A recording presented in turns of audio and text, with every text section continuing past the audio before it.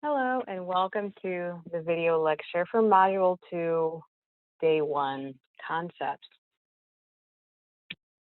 Like the previous videos and going forward, I am borrowing concepts from the Understanding Concepts pages. In viewing these video lectures, it's gonna, in a visual way, explain some of the concepts, and then the most helpful portion of the video lectures is going through the assignments to help you understand them. So you need to both watch the video lectures and review the Understanding Concepts pages that often have video link examples and other supplemental slideshows with details and other examples about the stuff that we're talking about.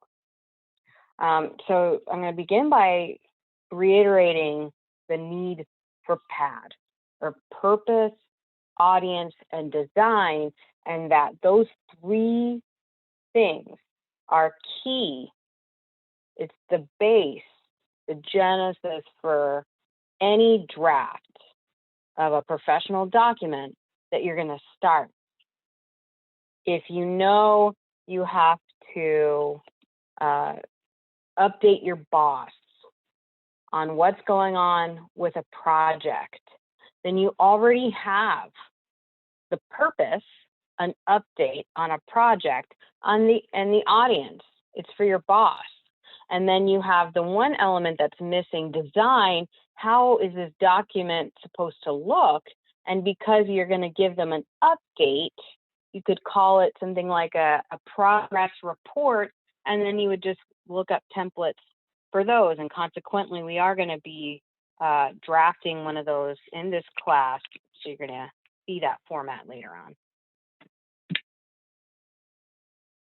So in this week's Understanding Concepts, there is a slideshow that expands upon PAD, particularly how the audience can shape the type of document and your approach. And I believe it also includes some pictorial examples. And it's a good slideshow because it includes an overview of social media and how that impacts professional correspondence in a very surfacey way, but it still includes a discussion of that. So you need to review it. You also need to review the scenario that you chose, because last week you finished the outline and now you're submitting the rough draft for this first part of week 2. And then because it's a 6-week course, the turnaround for the final draft is coming up. But for now, for drafting your rough draft, taking another analysis of the wording of the scenario is really important, because there might be a detail that you missed before. You're like, oh, okay, so so-and-so sent this to that person, and that will help me while I'm crafting my email or my memo to Faith or Anita or whoever. So re-reviewing the scenario is helpful. Looking at the relationships between the people in the scenario, that's helpful. You know, if they're a superior, they're a colleague, because that's going to change how you address them, isn't it? That's going to change the tone of the document. If there's something in the scenario where you're like, that's kind of missing or it's lacking, what am I going to do? Make up a detail in your email or your memo, as long as you're not going off on a tangent. But if you feel like a detail is going to fill in a gap, or even if you want to create an imaginative solution to something, that is fine with me. And it actually will help you later on. So we talked about how the scenarios have different audiences: superior, colleague, employee, and that changes how you're going to say what you're going to say. Are you going to use an assertive tone? Are you going to be aggressive? Are you going to be passive? All three of these tones are acceptable in the workplace, but just as in real life, like when you're talking to a friend or a family member, the way you use these modes of communication, these tones, can impact how the other party receives the information. If you're overly aggressive, if you're too passive, the message can get muddled. And it's not to say you should never be aggressive, you should never be passive, but you should never be too much of that thing. Being assertive is what you're going to strive for in most everything, but you will find that sometimes you have to be assertive and aggressive. You kind of have to combine them, or you might have to be assertive and passive because the wording needs to be a little passive for either the audience or the type of document. And when you go to the supplemental video links and the website in the Understanding Concepts, it has examples of when you could use assertive versus aggressive or passive, and how to use those sorts of things in the workplace. Documents and common usage. So this again plays into not just tone, how are you going to address your superior or colleague, but what type of document are you going to use, because that will get your purpose across, and that type of document is appropriate for the scenario and for the audience and for how you want to say what you want to say. So if in the scenario you have to send something to Anita or to Nathan, they are your superior, if I can recall that correctly from the scenarios. And so if you have to update your superior, what is the best type of document, memo, email, or letter for doing that based on what you have so far learned about document type and appropriateness? And if you, and this is the password for the day one video, ties in with Loki, a show you really should watch. If you visit the Understanding Concepts page, and you really need to, there's a link there under the Documents and Common Usage header that goes into some tips for common usage. They're not perfect. They're not end-all, be-all rules for each thing, but it will help you maybe decide, is an email better? Are two emails best? Because Faith and Steve both need an email, or should I send a memo to email and an email? Or so you're shaping your responses. And again, you can use all three types for your scenario: email, business, letter, or memo, or you can use two memos and a letter, or two memos and an email. The combination is up to you, and it's part of how I'm going to grade your rough draft and final. I'm not telling you the design that's needed. All I've given you is the purpose and the audiences based on which scenario you're choosing. The design is up to you based on the document type you're going to choose for each person. Peer review. That's also coming up this week. When you submit your rough draft, at the same time, you need to then go from USF Rights to where I can see your draft, and then you need to follow up with the Canvas peer review assignment and submitting your draft to the forum so that your peers can access your paper. If you don't do both, you're going to miss out on one of those grades. You need to submit your rough draft to USF Rights and the Canvas peer review forum. They're two separate spots, and there's a different purpose for each thing. And then taking into account that online peer review is so different than maybe a face-to-face peer review that you've done in other courses, because there's anonymity in posting comments to people online. And so sometimes people feel freer to say what they want to say, or they're just so blunt with it. And you should be cognizant of that, and reread what you wrote to your peer and say to yourself, can I say this in a nicer way, would still get my purpose across? How is my tone if I were to read this coming out of nowhere? How would it sound? Because when you take a look at W2 Understanding Concepts, there are examples of, if you want to say this type of thing, you could phrase it in this way so that it comes across better. There's also a peer review video example of people reviewing each other face to face, but it still is worthwhile to watch it because you see an example of a girl reviewing somebody and being very passive with the comments, and it's not helpful at all. And then another reviewer that's very aggressive with her comments, and it's too much. And I want you to fall in between and be an assertive reviewer and get your point across, but not doing it in a way that will make somebody cry. A reminder that this week is the asynchronous conference. It should say synchronous because we're going to be meeting at the same time on Zoom.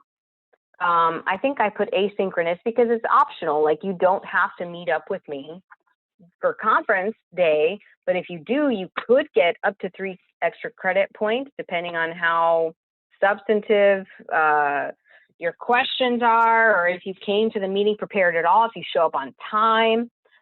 And a reminder that you don't have to share your video during the Zoom meeting. I'm not going to share mine because my kids are always in the background, and the meeting times are Eastern time, and don't delete anybody else's name on the sign-up sheet that you'll find from one of the probably week 1 Understanding Concepts module, because I can tell if you delete somebody's name.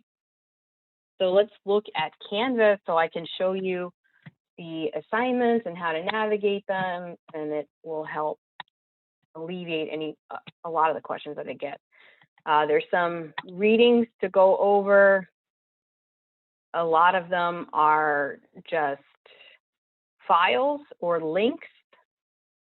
And then you do have a reading from the USF Rights e-text, the RAR text, chapter 12 that you'll look up. And then there's submitting the draft, peer review, and an extra credit that we'll look at here. So for the rough draft, I'm going to kind of show you what I'm looking for quickly so that you get a feel for what I'm looking for. So if you're submitting an MLA version of the paper, you don't have to put that in the title, but I'm just showing you, then this is what the top of your assignment will look like. If you're submitting an APA version of the paper, I'm going to expect to see a cover page first, 7th edition, not 6th edition, but it will look somewhat like that. And then on the second page,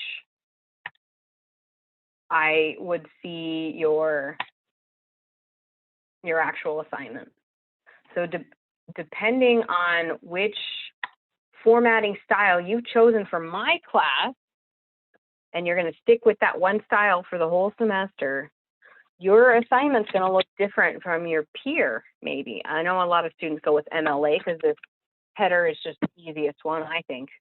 But if you love APA, you're more comfortable with it, then I expect to see a cover page, and this is a more formal assignment, so you do need an abstract as well. And then your assignment should start there. So I'm sorry, I didn't make that clear the first time, but if you have a question about formatting stuff and my expectations, please reach out to me. But when I say I want something formatted APA or MLA, I only mean the general template of it. I don't mean that you have to have in-text citations throughout and then a reference page, unless I note that in the assignment guidelines. But for this, no. For this, I'm looking for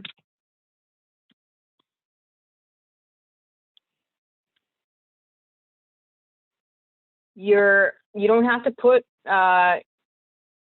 your, like some people I noticed have posted their entire scenario thing before their document. I don't need that. Just tell me maybe what scenario number, and then have your email and your response. Maybe if this is the combo that you chose, I just need your 3 responses after you have told me which scenario you chose. Give me your 3 responses. And it's a rough draft, so they don't have to look perfect in terms of design, but I want you to try. So what I mean by that is it can still be Times New Roman and kind of boring looking, but you're putting together an email. I expect to see at least subject and to and from, or I'm okay, let's flip that around.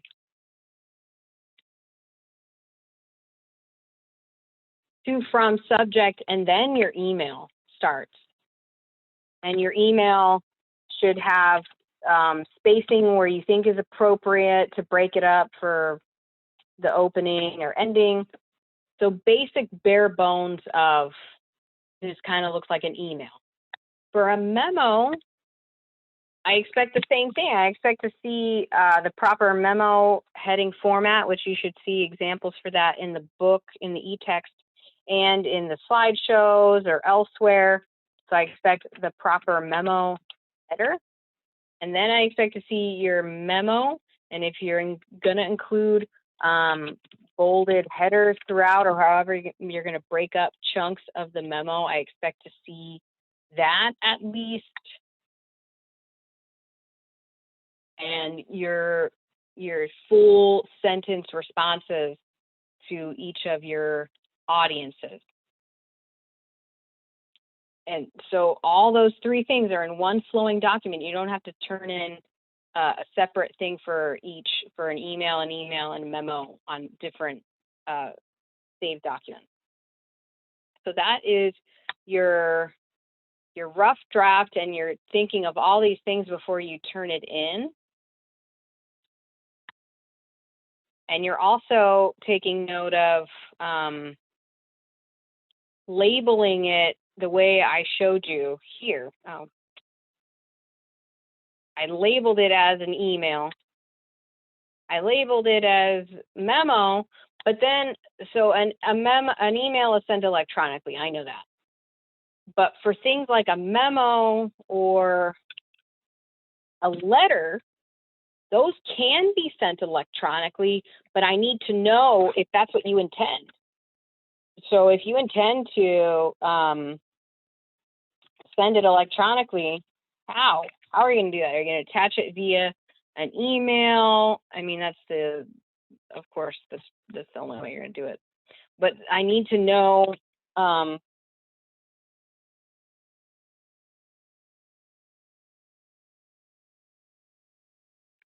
you're going to disseminate a memo and a letter, because an email is applied. I know how you're going to get that sent, but I need to know, how do you expect this person is going to receive this thing? And so you put a little note or method of delivery next to your label there to clear things up for me and for you. Close that. If you're wondering how I'm going to grade the assignment, you click there and you'll see. And you're noting that you're including the password either at the top of the assignment or near the bottom if you want. But the password is required to get the full range of points for the rough draft. So if it's missing and you feel like you did the perfect rough draft, which is not possible, you're going to be missing points for the stupid password. And a reminder to submit it to USF Rights. There's no submission here. It says nothing because you can't upload it to Canvas. You go to USF Rights to submit it to the draft document series. That's where you're going to upload your rough draft by July 6th at 11:59 p.m. And then you're going to do the second step of submitting your draft to your peers by July 6th at 11:59 p.m. If you do not submit to the peer review forum by this date, July 6th, 11:59 p.m., you're going to miss out on the entirety of the assignment, 15 points possible. The points are split up depending on, did you post initially on time, yes or no? That's worth 5 points right there, just posting on the correct date. But if you don't post on the correct date, the post closes out for you anyway, because on July 6th, after 11:59 p.m. Eastern, Canvas is set to randomly assign you to 2 peers. Oh, I need to change a date on here.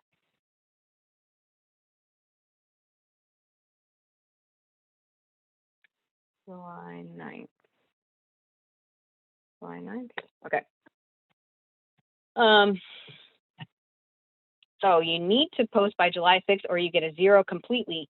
If July 7th, you're like, I've messed up. I'm going to just post and she'll give me 10 points at least. Nope. You get a 0 for the whole darn thing.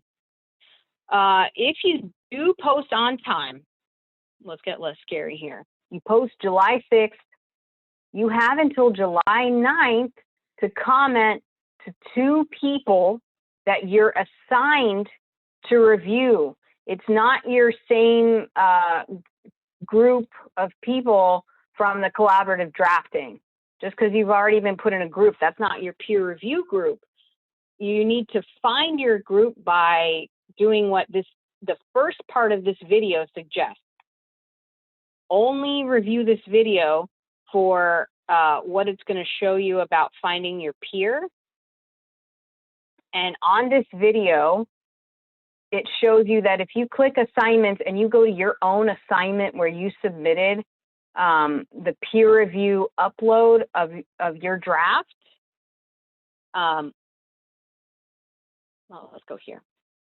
When you go to peer review submission, well, discussion post thingy, and it will show you can resubmit. On the side, it's going to show you 2 people's names who you're assigned to. That's all you need from this video to get an understanding of that. Later in the video, it's going to show you peer review tools that are fancy and add a comment and do things to peer review paper. I don't care about any of that. Don't do that. Don't do it. Only use this instructional video to understand how to find the names of your peers and return back to the forum. If you know your the 2 people are Emily and Ryan, press Control F, type in Emily, and then once the forum is populated, you'll quickly find Emily's name, hit reply under Emily's name, and offer Emily 2 comments based on these ideas about her draft. And then you were assigned to Ryan as well. Control F, find Ryan's name, hit reply under Ryan's post, and offer him 2 comments. And that is all you need to do for this assignment. Upload on time by July 6th, randomly get assigned 2 people. By July 9th, reply to those 2 people, 2 comments each that are substantive. And by substantive, I mean based on these kinds of ideas. And you're done with this assignment, these 15 points.